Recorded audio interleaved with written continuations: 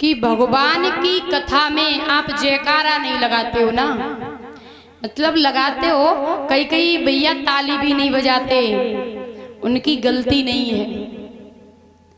कुछ भगवान के ऐसे भी भक्त होते हैं कि उनका हृदय भगवान की तरफ जा रहा है और हाथ पैर या मुख भगवान की तरफ नहीं जा रहे हैं, ऐसा भी होता है। क्योंकि एक वृंदावन के बड़े अच्छे संत थे और वो भगवान की कथा सुना रहे थे।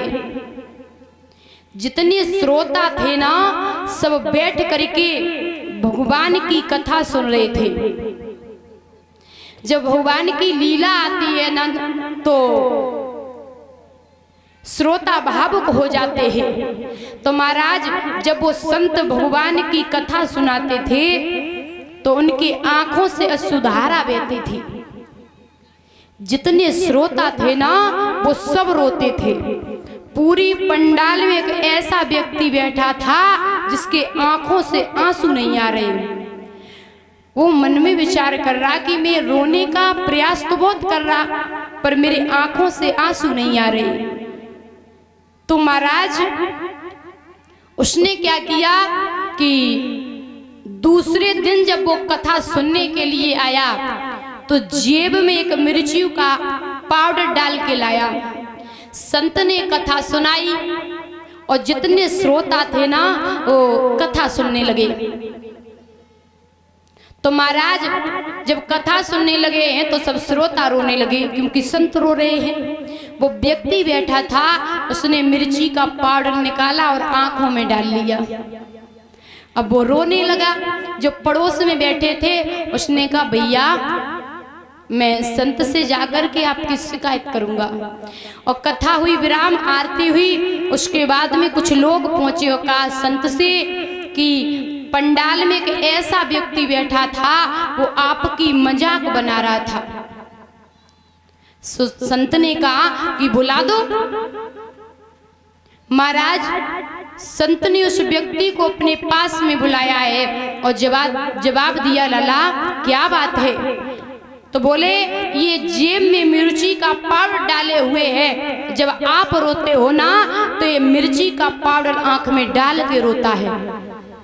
संत ने कहा, अरे बेटा तू बहुत अच्छा करता है, धन्य लाला, क्योंकि तेरा हृदय तो भगवान की तरफ जा रहा है।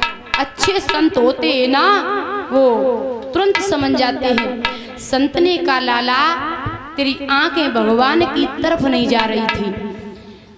अगर आंखें भगवान की तरफ नहीं जाती है तो उन्हें दंड देना बहुत जरूरी है। अगर ये हाथ भगवान के भजन में ताली न बजाएं तो दंड देना बहुत जरूरी है। शरीर के ये अंग होते हैं, बड़े तामसी देह होती है। तो महाराज संत बड़े प्रसन्न हुए और जवाब दिया, लाला आशीर्वाद दिया, बेटा तूने बहुत अच्छा काम किया। कहते हैं महाराज कि शरीर को दंड देना बहुत जरूरी है। अगर भगवान की कई कथा होती हो और आपका मन कर रहा हो कि मैं कथा सुनने के लिए जाऊंगा, और कुछ देर बाद ये मन कहता है ना, नहीं नहीं मैं कल जाऊंगा, ये मन तो बड़ा चंचल है। मन को बस में रखो। हर एक इंसान की बस की बात नहीं है जो मन को बस में कर ले।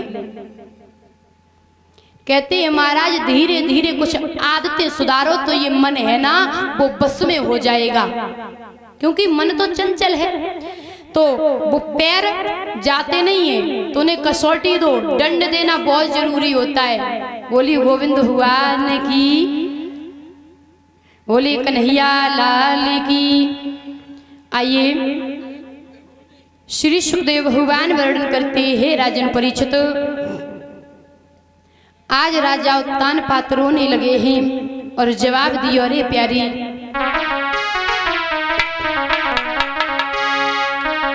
कि बेटा बिन गद्दी सुनी है,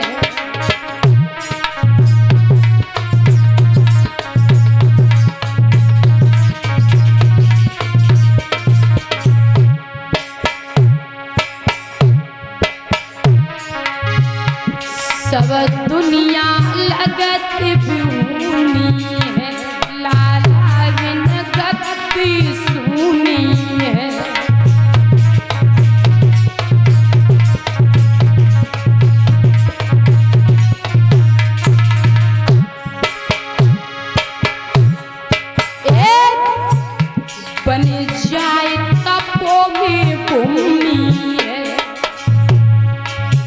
कोई ऐसे जतरी सुनी है, बन जाए तपो में।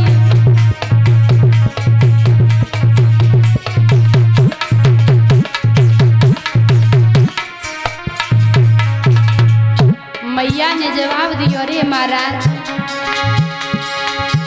अरे नंदिया होती के पुल बनवाती, मुँह पे समुद्र के पाटो न जाए, बछड़ा हो तो पाई न दबाती, परियो साढ़ न नाथ हो जाए।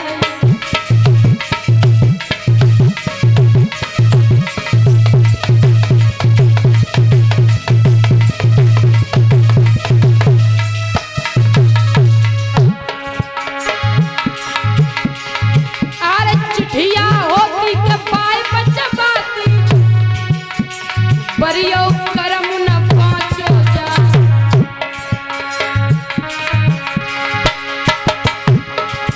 अरे पीतल होती के बाई बदलाती, बरियो कोख न बदली जा।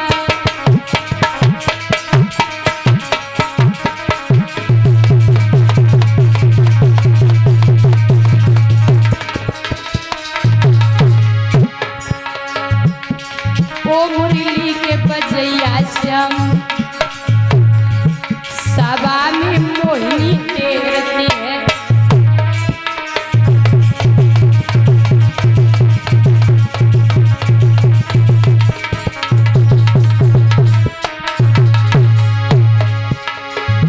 अरे बिटिया टेरती है, सभा में लाड़ो टेरती है, ओ बनसी के बजैया श्याम, कोई तेरी बिटिया टेरती है।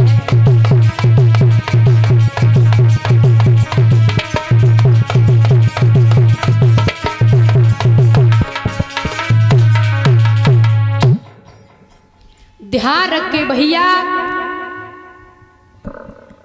जब राजा ने कहा है कि पुत्र के बिना ये राज सूना सूना है, तो मैया ने जवाब दिया, अरे महाराज, रोने लगी है, एक बात कही है, पैरों को पकड़ लिया और कहा मेरी एक बात मान लो। राजा उत्तानपाद बोले बताओ। बोले महाराज आप दूसरी शादी कर ले। राजा बोले क्या पागल हो, अरे तुम्हें पता नहीं है दूसरी शादी में नहीं कर सकता। बोले क्यों? अरे पगली तेरी ख्वारी हो जाएंगी, तुझे पता नहीं है सौत होती है ना महाराज वो चून की भी बुरी होती है, मैं दूसरी शादी नहीं कर सकता। मैया रोने लगी है और जवाब दी अरे कंठ आप दूसरी शादी कर ले। वो मैया बोली सुनो कि रोई रोई कहे सुनी थी नारी प्रीतम दूजो ब्याह रचाइले।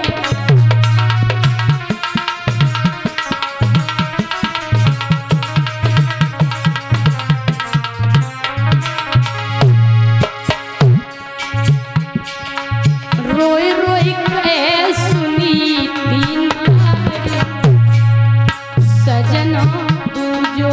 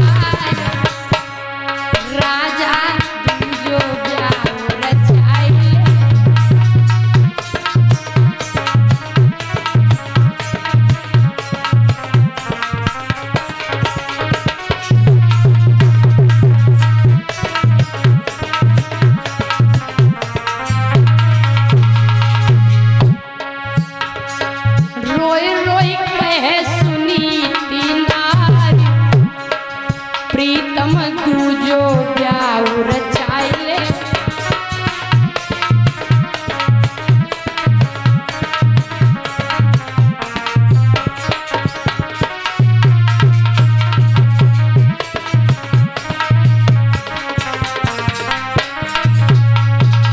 और सुनो महाराज, जो सौत मेरी घर आवे सब घर की टेल बजावे। जो सौत मेरी घर आवे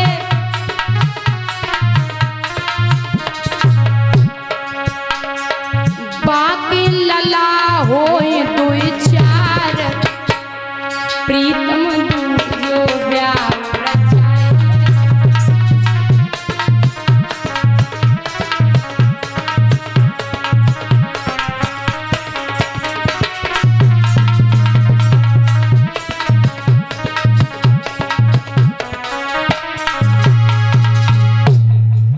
ध्यान रखे भैया। रानी ने जवाब दिया महाराज आप दूसरी शादी कर लो। राजा बोले तेरा दिमाग ठीक है? अरे पागल हो क्या, मैं दूसरी शादी नहीं कर सकता। अरे मेरी बात तो मान ले। रानी बोली नहीं नहीं महाराज आप दूसरी शादी करोगे। राजा बोले सुन ले, सौत चून की बुरी जहर की छुरी माने ले प्यारी, तो आवत दिए निकारी करे तेरी ख्वारी। सौत चून की भी बुरी है सब लोग जानते।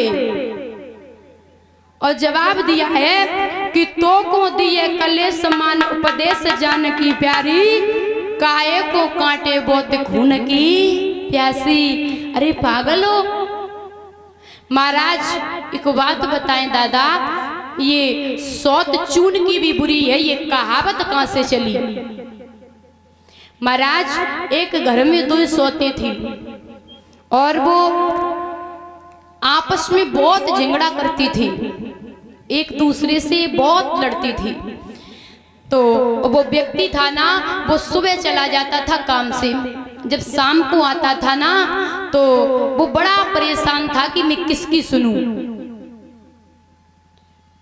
तो एक बार उस व्यक्ति ने देखा कि आपस में बहुत लड़ते हैं। जो बड़ी वाली थी ना उसे उसके पियर में छोड़ाया, अब घर पे छोटी वाली रह गई। अब बच्चे नहीं पर रो। बड़े दिनन के बाद घर से बाहर निकली तो पड़ोसन ने जवाब दियो, अरे बहना घर पे कछु निगटेगा का? बोले का कह रही घर पे निगटेगा? मेरे घरे का ना सो तेरे घरे ते अमले जी। पड़ोसन समझ गई जको दिमाग सही ना ठिकाने पे ना है, क्योंकि इसकी सौत घर पे ना है तो जो लड़वे के मूड में है वो चुपचाप चली गई। अब जब मन में विचार कर रही है वो क्या करे, अब तो पड़ोसन ना लड़ी, अब हम टाइम पास कैसे करें। तो महाराज शाम को वो व्यक्ति आया, वैसे ये कभी पैर नहीं दबाती थी। अब शाम को जल्दी जल्दी भोजन बनायो और भोजन जमाई दिया।